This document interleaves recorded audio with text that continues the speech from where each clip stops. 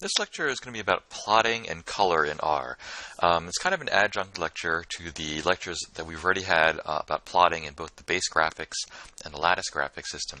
I just want to talk a little bit about how you can specify different types of colors using different palettes in R. You might think that the specification of color in a plot is maybe kind of a secondary decision, and in some sense it is. It's definitely secondary to something like the data.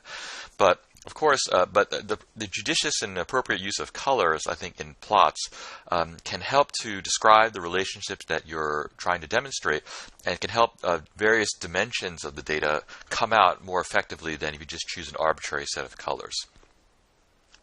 So there are a couple of functions and things I'm going to cover in this lecture, but the basic point that is that the default color schemes for most of the plots in R are pretty bad, and you don't have to be an expert in design or anything to really kind of see this.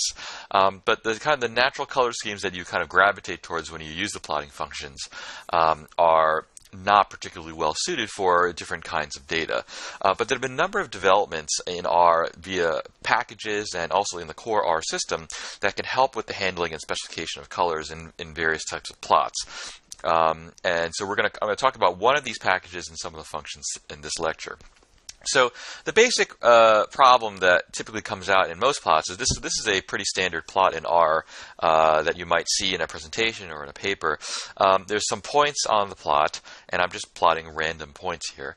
And you see that the points are in three different colors. The first is black. The open circles are in black. Then there's a couple of points that are in red, and then there are a couple of points that are in green. So why does this happen? Well, because when in most plotting functions, there'll be a call argument, COL, and when you say call equals 1, you get black. When you say call equals 2, you get red. And when you say call equals 3, you get green. And so if you have a plot and you want three different colors in it, it's very easy to say, okay, well, just give me call equals 1, 2, 3. And so you get black, red, and green.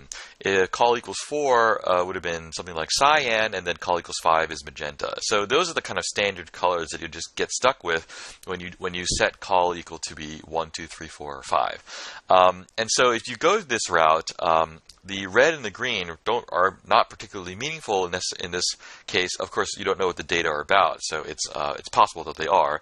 But in most cases, they're not the most suitable colors for the type of data that you're going to show. And also, just from a design point, if you use this color scheme all the time, then all of your plots will look like they belong in some Christmas show or Christmas presentation. So the question is whether or not we can choose a better set of colors that better communicates the ideas that we're trying to get across. Another standard set of colors is shown here. This is the Volcano data set that comes with R, and it's basically a data set that shows different elevations of a volcano. And the set of colors on the left comes from the Heat Colors palette, and so this is a palette of colors that goes from kind of a reddish to indicate low to a yellow or white to indicate high.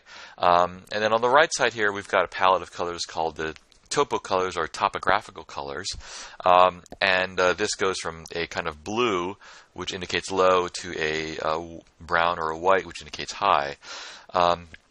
So for the heat colors, if you kind of know what fire is, it may be reasonable to kind of see that picture and know that kind of what is kind of low and what is high.